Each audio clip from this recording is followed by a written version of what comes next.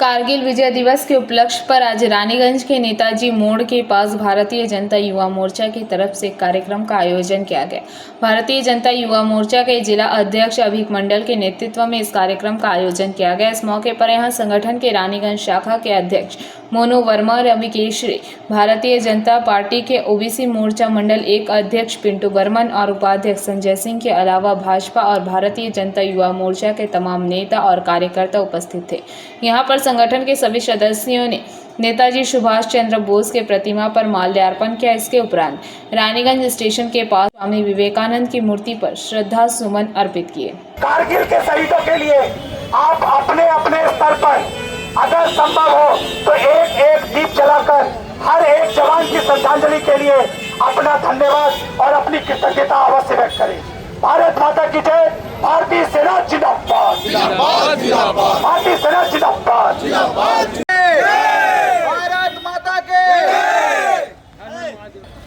आज আমরা কাশ্মীর বিজয় দিবস, কার্গিল বিজয় দিবস যে দিন রয়েছে সেই দিন আমরা আজকে পালন করছি।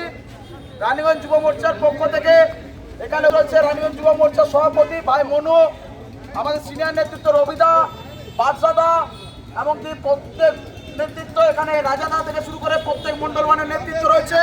যুব মোর্চাটি কিছু নেই, যারা ভোট পায় শূন্য, তাদের কাজকর্ম কিছু নেই, যাদেরকে পাড়াতে কেউ মানে না, তাদের নামে 34 বছর এডুকেশন লেগে শেষ হয়ে গেছে, তারা এখন আশ্রয় নিচ্ছে সিজিপির নামে।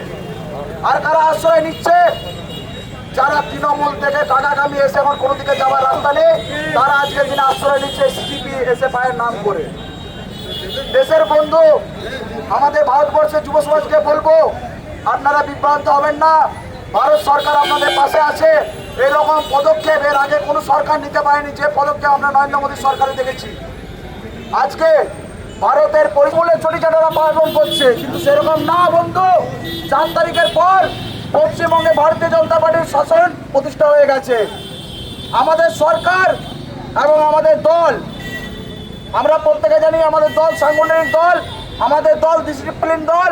আমরা কখনো কোনো কাজে গণতন্ত্রের ওপর কোনো হস্তক্ষেপ করিনি। আমরা ভোট পরবর্তী হিংসা পশ্চিমবঙ্গে আমরা 2021-এ দেখেছিলাম, কিন্তু 2026-এ দাঁড়িয়ে আমাদের নেতৃত্ব, আমাদের ছেলেরা সিপিএমের পার্টি অফিস রক্ষা করেছে এবং তাদেরকে তাদের পার্টি অফিস উপহার দিয়েছে। তার পরিণামে আজ আমরা কি দেখছি? এই ভারত বিরোধী লোক যারা রয়েছে, যাদের শরীরে বামপন্থার রক্ত এখনো বইছে, যারা ভারতের খায় আর চীনের বাবাকে বাবা বলে, এইসব বামপন্থাদেরকে আমাদের যুব মোর্চার পক্ষ থেকে, রানীগঞ্জের পক্ষ থেকে ধিক্কার জানায়। আমরা সকলে মিলে একটাই কথা বলতে চাই, এই বামপন্থা থেকে শুরু করে, সিজিপি থেকে শুরু করে, কংগ্রেস থেকে শুরু করে বিভিন্ন রাজনৈতিক দল রয়েছে, বিভিন্ন সংগঠন রয়েছে, যারা দেশকে বিভক্ত করার জন্য সবসময় সামনের সারিতে এসে লড়াই করেছে।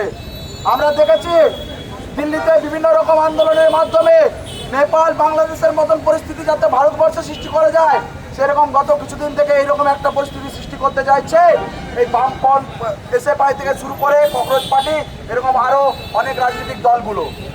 তাদেরকে বলে রাখতে চাই, দেশের প্রধানমন্ত্রীর নাম নরেন্দ্র মোদী এবং পশ্চিমবঙ্গে নবনির্বাচিত মুখ্যমন্ত্রীর নাম হচ্ছে শুভেন্দু অধিকারী। তাই তো বন্ধুরা? তাই তো? তাই একটাই কথা বলবো। रानीगंज से सम्राट दास की रिपोर्ट, पीवीटीवी न्यूज।